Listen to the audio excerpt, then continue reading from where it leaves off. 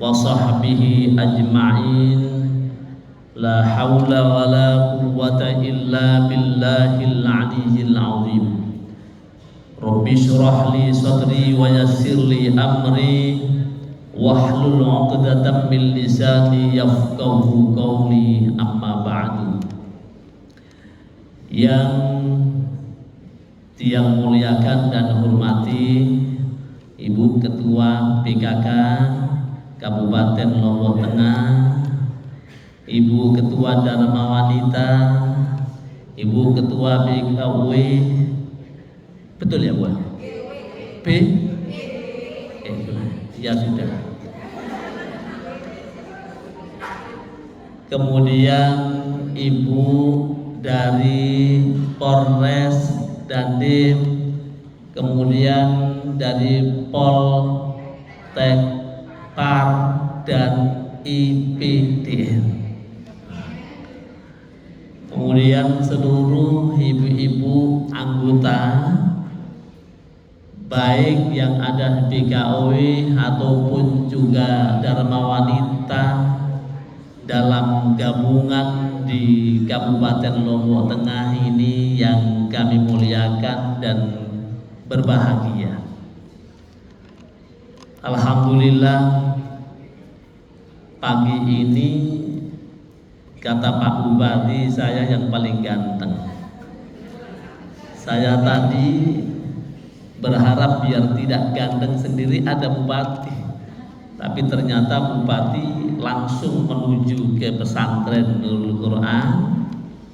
Ada acara di sana, sehingga izin kami akan bersama dengan Ibu di tempat ini mungkin tidak lama, barangkali cukup 10 menit, setengah jam atau 1 jam. Bu, pendek atau panjang? Sukanya panjang-panjang.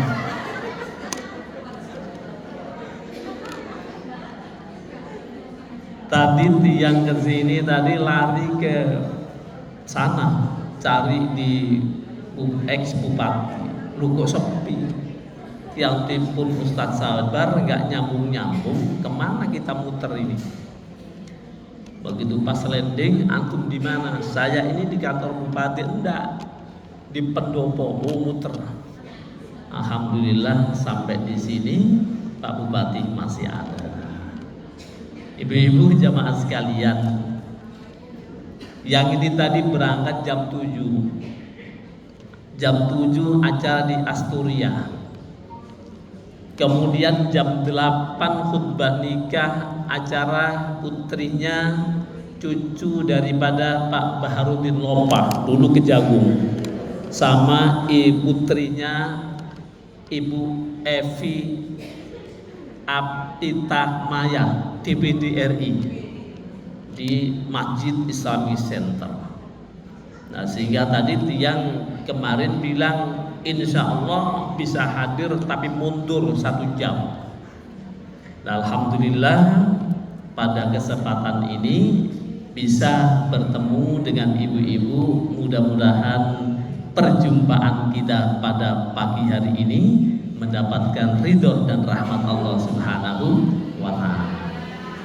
Oleh karena itu, tentu pertama kali yang ingin tiang sampaikan adalah mari kita bersyukur kepada Allah Subhanahu wa ta'ala karena kita bisa dijumpakan oleh Allah di tempat ini ba'da Ramadan, dan kita masih diberikan oleh Allah sehat walafiat.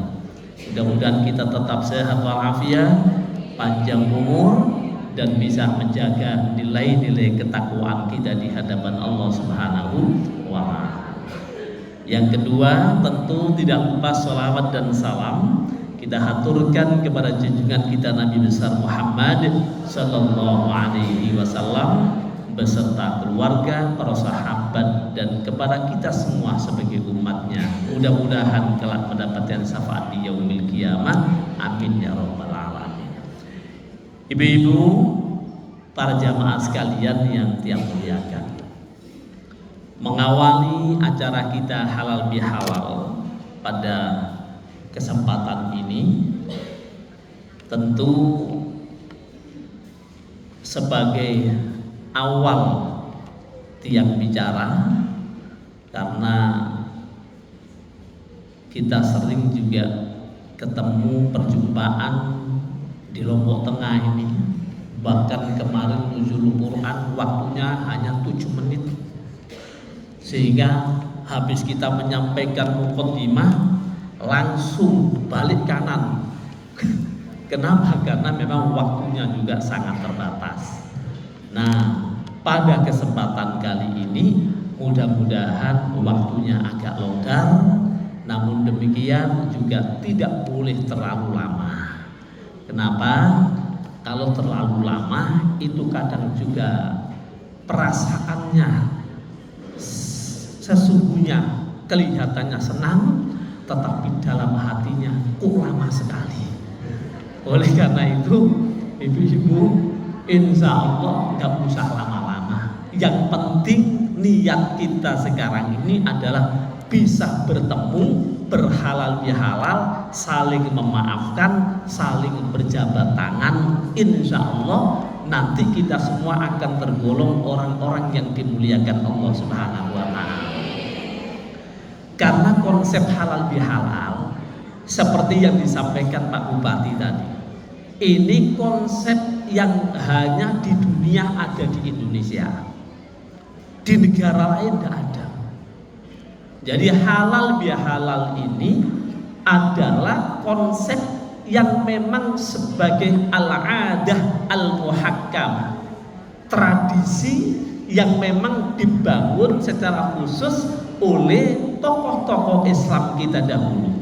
Dalam rangka apa? Menyatukan anak bangsa ini setelah hiruk pikuknya perpolitikan. Nah, kayaknya halal bihalal tahun ini sangat tepat sekali, karena kondisi kita anak bangsa ini sekarang lagi ruwet-ruwetnya, ya, antara satu dengan yang lain tidak ketemu, habis pilek presiden dan seterusnya. Maka harapan kita halal bihalal ini seperti zaman Bung Karno dulu, ketika anak bangsa ini dengan persoalan politik menjadi pecah, maka beliau meminta para kiai bagaimana pertemuan ini diadakan yang bisa menyatukan anak bangsa. Maka kemudian dibentuklah halal bihalal. Harapannya satu dengan yang lainnya menghalalkan yang sudah salah. Jadi dalam konteks bahasa memang tidak ketemu wong halal bihalal, kok tidak ada itu. Mestinya haram bihalalin, dari yang haram dihalalkan. Ini sudah halal dihalalkan lagi. Maka dalam kamus besar bahasa Indonesia kita, halal bihalal itu intinya adalah saling memaafkan. Maka dari itu, ibu-ibu, para jamaah sekalian yang kami muliakan, halal bihalal ini sebenarnya juga terinspirasi dari ayat-ayat Al-Quran. Kenapa? Karena Allah itu telah menjadikan kita sebagai hamba Allah yang digembleng di madrasah Ramadan 1 bulan. Tujuannya apa? Apa tujuannya, Bu? Kita puasa Ramadan tujuannya apa? Ayo, yang bisa jawab nanti tak kasih door prize. Hadiahnya disiapkan sama Ibu Bupati. Tujuannya apa kita puasa? Tidak lain adalah membentuk diri kita menjadi orang-orang yang bertakwa. Ayatnya jelas. Ya ayyuhalladzina amanu kutiba alaikumus siyam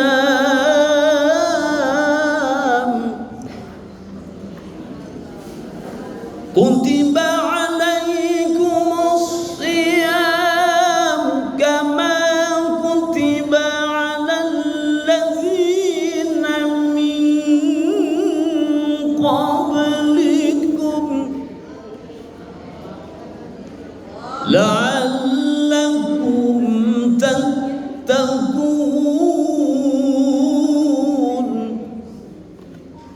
Jadi endingnya itu la'allakum tattaqun, supaya kita yang diajak puasa itu bertakwa kepada Allah.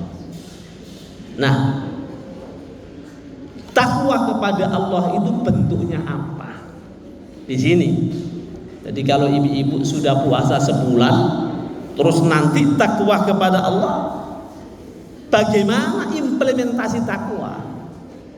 Ini taruhannya di halal bihalal. Jadi kalau misalkan kita kepingin dicintai oleh Allah, disayangi oleh Allah, bangun hubungan vertikal dengan Allah, hablum minan nas, sudah selesai 1 bulan di madrasah Ramadan, maka yang kedua adalah bangun antar sesama umat manusia, hablum minan nas.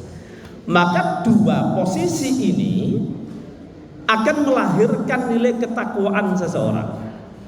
Tidak cukup orang hanya ibadah kepada Allah, tetapi di sisi yang lain bangunan horizontal antar sesama umat manusia tidak dibangun dengan baik, maka nilai ketakwaan akan menjadi luntur. Itu sebabnya dalam ayat yang lain Allah Subhanahu wa taala menghinakan bagi siapa saja yang tidak bisa membangun hubungan dengan Allah dan dengan manusia. Duribat alaihimudz zillatu aynama suqifu illa bihablim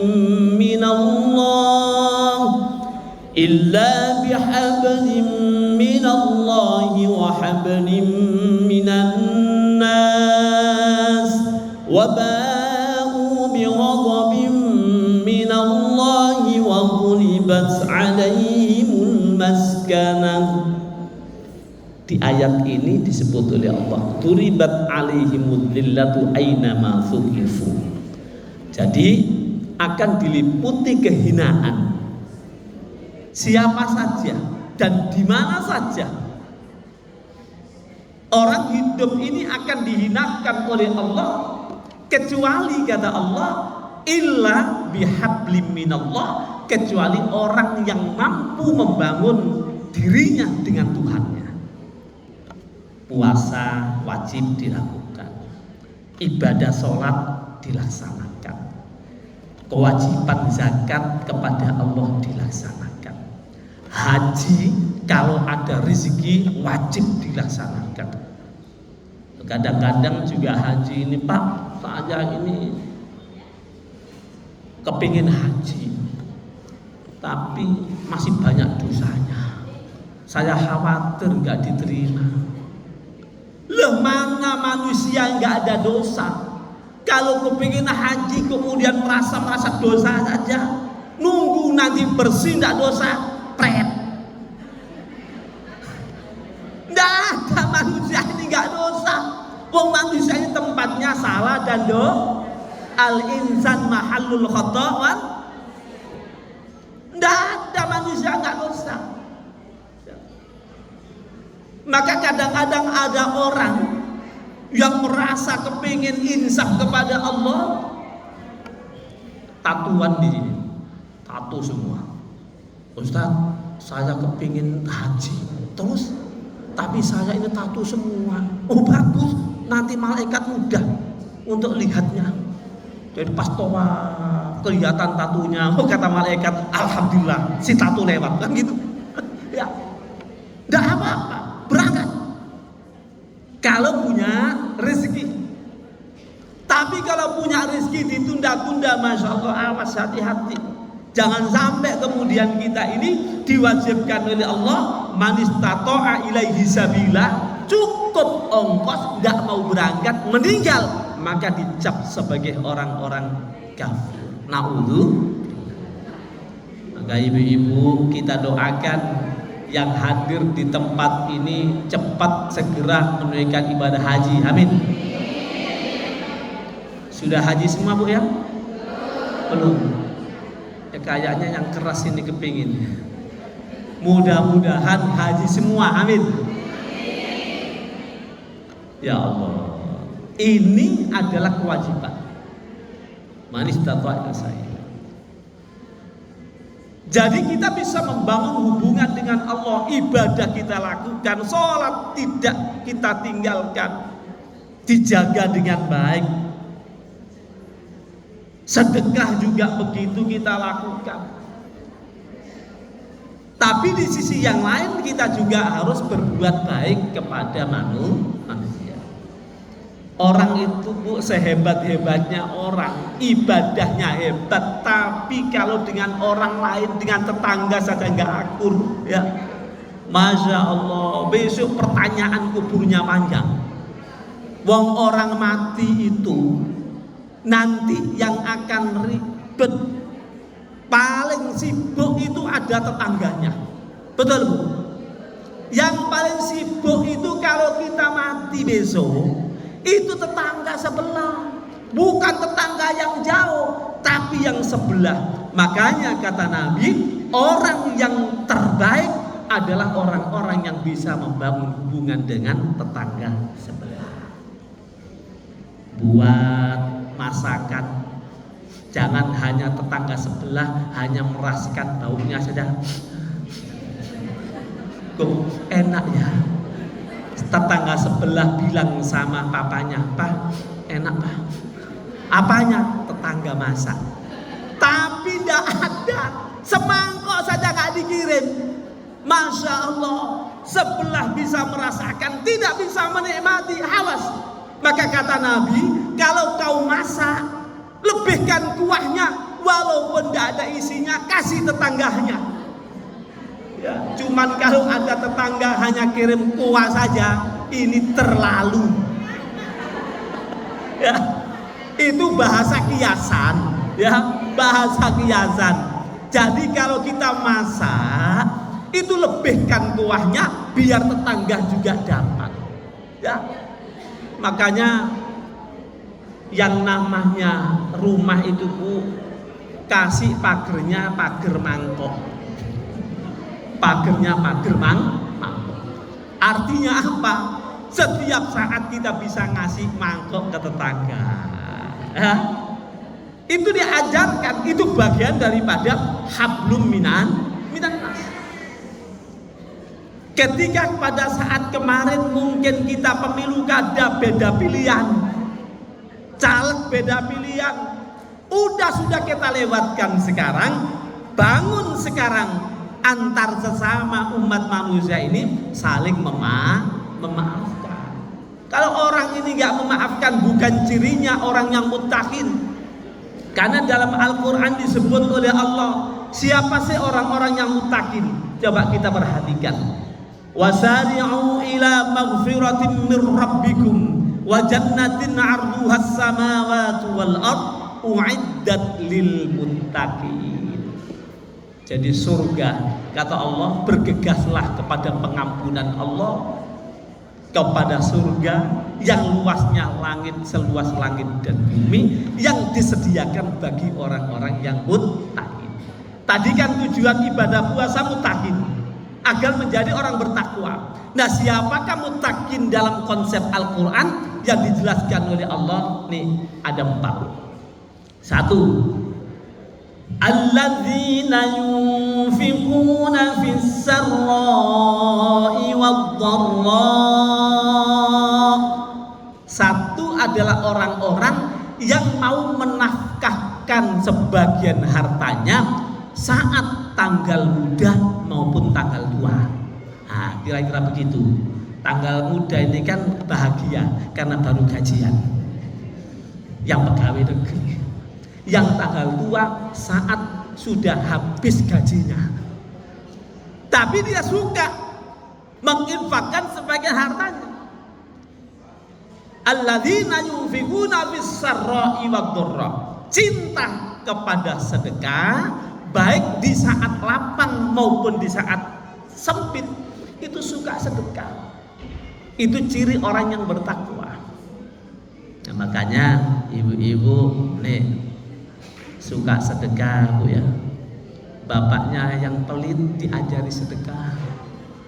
Kadang-kadang juga ibunya, bapaknya mau sedekah, mau kemana? Sambil gini, ya, Bapak mah sudah mengeluarkan dompet, mau kemana? Kemarin kasih entah. Ya, ini hati-hati Bu. Ya, ini pengalaman karena orang-orang ibunya. Maka ingat, sedekah di saat lapang maupun sempit, suka sedekah walaupun sedikit. Kalau bisa banyak tapi ikhlas.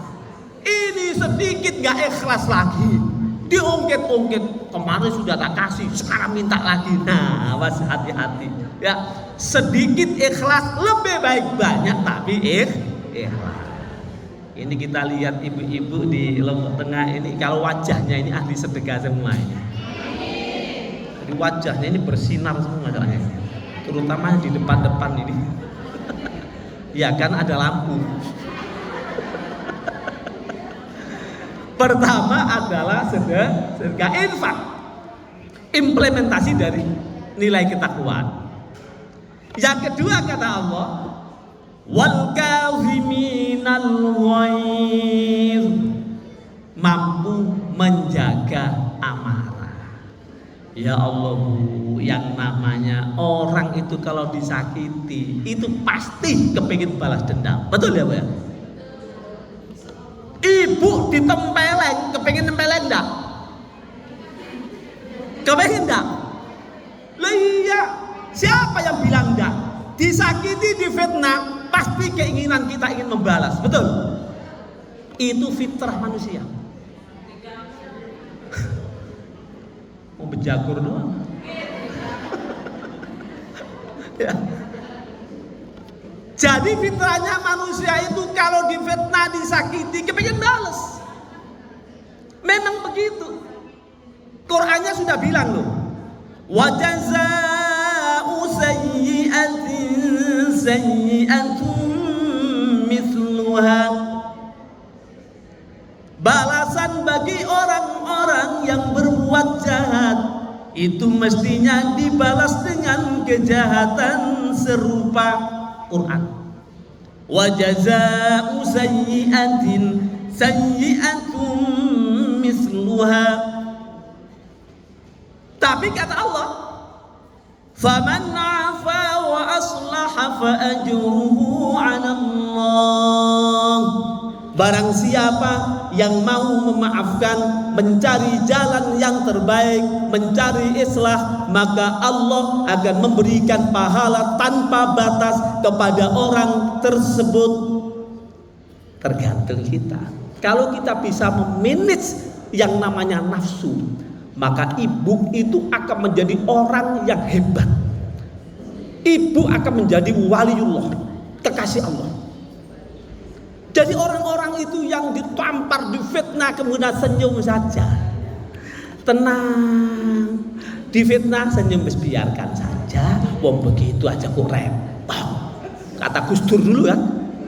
Gus Dur itu kan begitu. Gitu aja kok repot. Orang menghina, memfitnah, menjelekkan, senyum saja, biarkan.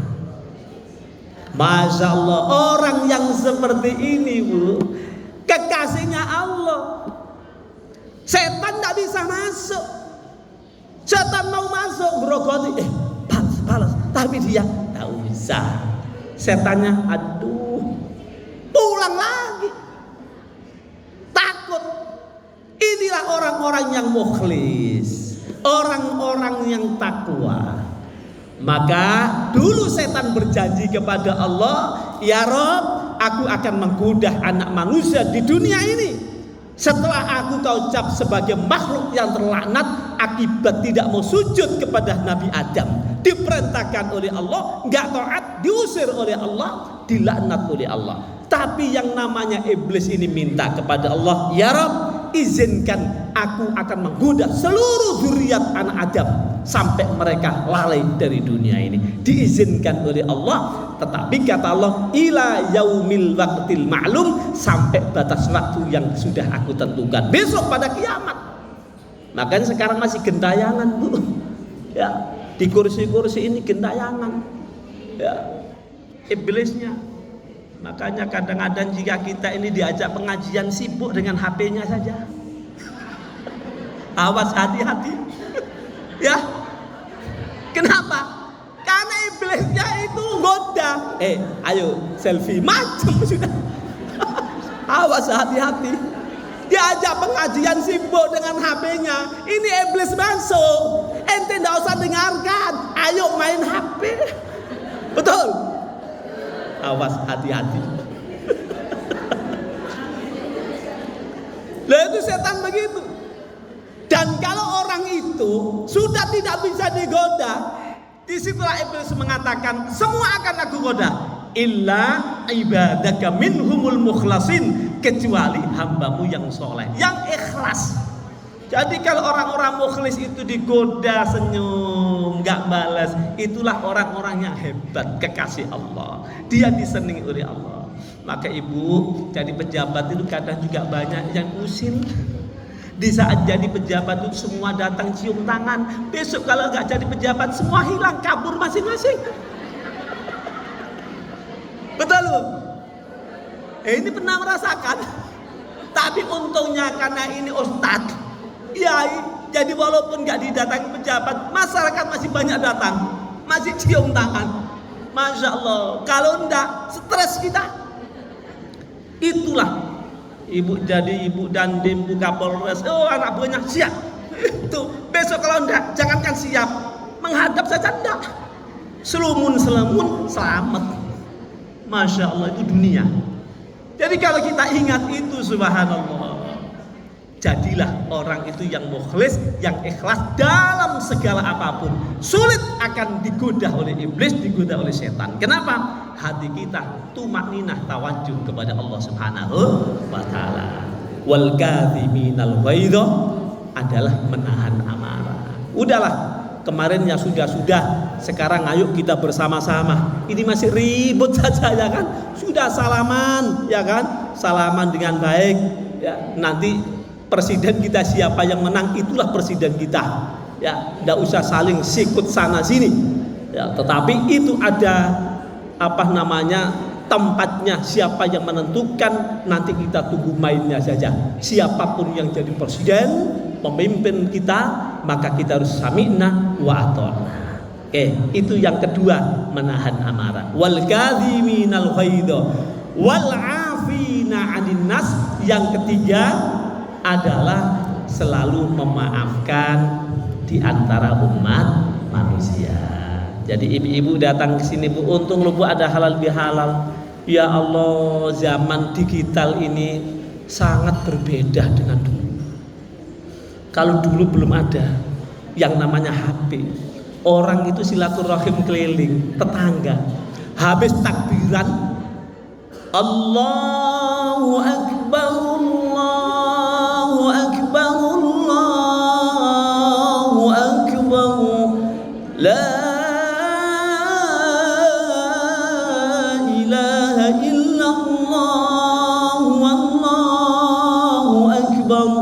Allahu Akbar walillahil hamd. Pernyataan hati mengeluarkan, ya Allah, tidak ada yang besar di dunia ini hanya kepadamu ya Allah. La ilaha illallah wallahu akbar. Tidak ada Tuhan kecuali Engkau ya Allah, zat yang maha agung. Itu luapan hati diucapkan dengan kalimat takbir, baru kemudian dia sadar membangun hubungan antar manusia, silaturahim. Dari rumah ke rumah, ya Allah, tiang dulu masih kecil terasa, Bu, diajak orang tua salaman. Nah, ini bibi, ini Pak Oli, ini Bule, ini saudaramu Misan, semua ditunjukkan. Sekarang enggak, tidak diajak berkunjung, hanya WA saja. Mohon maaf lahir dan batin, dibalas iya sama-sama. Tapi dia posisinya di kebun binatang. Sama anak-anaknya nunjukkan ibunya, nah ini loh saudaramu yang kaki 4.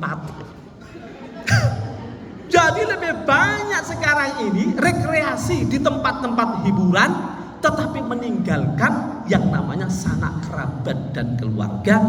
Akhirnya apa? Yang namanya ikatan silaturahim semakin hari semakin jauh.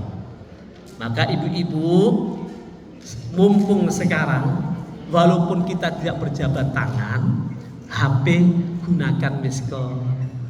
Orang tua kalau nggak bisa datang, mama, ibu, mohon maaf yang nggak bisa datang, niki ada tugas penting oleh negara yang nggak bisa tinggalkan. Tunas maaf. Ada video call, orang tua bisa melihat, ya kan? Kalau nggak bisa datang, nggak bisa gendong.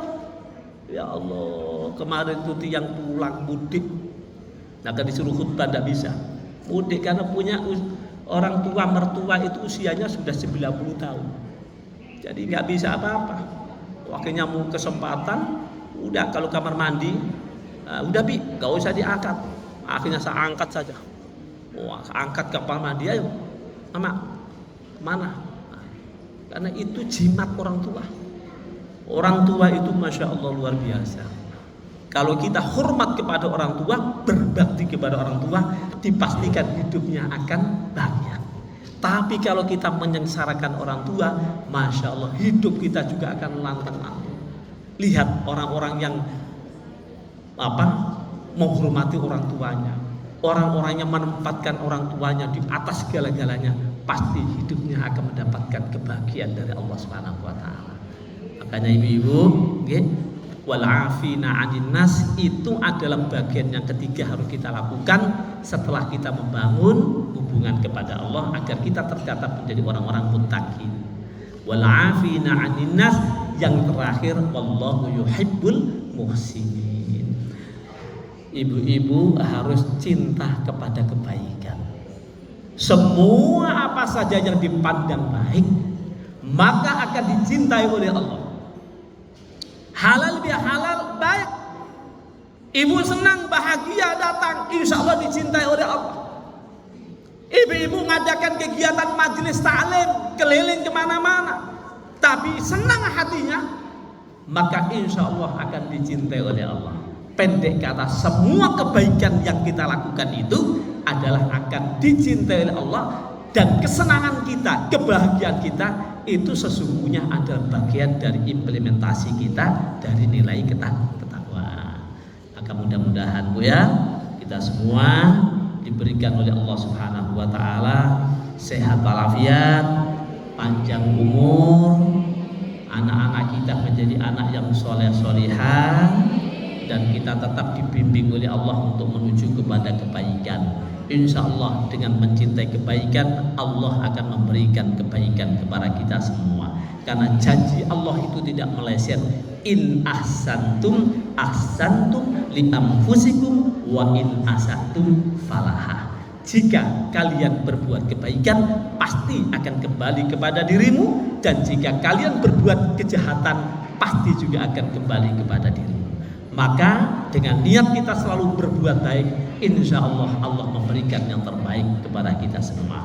Mudah-mudahan renungan singkat ini memberikan motivasi kepada kita semua, khususnya Zaidi Al-Fakir. Mudah-mudahan selalu mendapatkan bimbingan dari Allah Subhanahu wa taala. Dan sekali lagi kami ucapkan minal aidin wal faizin wal maqbulin.